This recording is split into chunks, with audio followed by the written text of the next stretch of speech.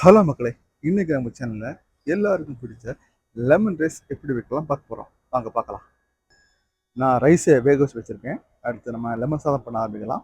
அதுக்கு தேவையான பொருட்கள் பார்த்தீங்கன்னா, ஒரு ஆனியன், 2, 3 பல்லு பூண்டு நான் சின்ன சின்னதாக கட் பண்ணி வச்சிருக்கேன். அடுத்து ஒரு சட்டி எடுத்துட்டு கொஞ்சம் போல் ஆயில், கொஞ்சம் கடுகு, நான் கட் பண்ணி வச்சிருக்க ஆனியன், இஞ்சி பார்த்தீங்களா, அது இது கூட மிக்ஸ் பண்ணி நல்லா ஒரு கிண்டணும். ஒரு 5 to 10 நிமிஷம் கிண்டணும். கிண்ண பிறகு நம்ம இது கூடவே கடலை, இந்த பருப்பு இதை கொஞ்சம் சேர்க்கணும். சேர்த்துட்டு அதையும் ஒரு 10 நிமிஷம் வரைக்கும் கிண்டணும். இந்த பருப்புடைய கலர் லைட்டாக சேஞ்ச் ஆகும். சேஞ்ச் ஆகுது வரைக்கும் நல்லா கிண்டணும். இந்த சமயத்தில் நம்ம இது கூட கொஞ்சம் கருவேப்பிலை போட்டுட்டு மிக்ஸ் பண்ணணும்.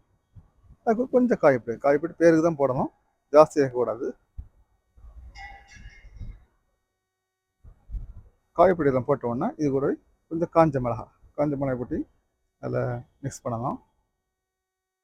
கடைசியில் நம்ம மஞ்சத்தூளையும் பேருக்கு தான் சேர்க்குறோம், கலருக்கு தான் மஞ்சள் பொடி சேர்க்குறோம்.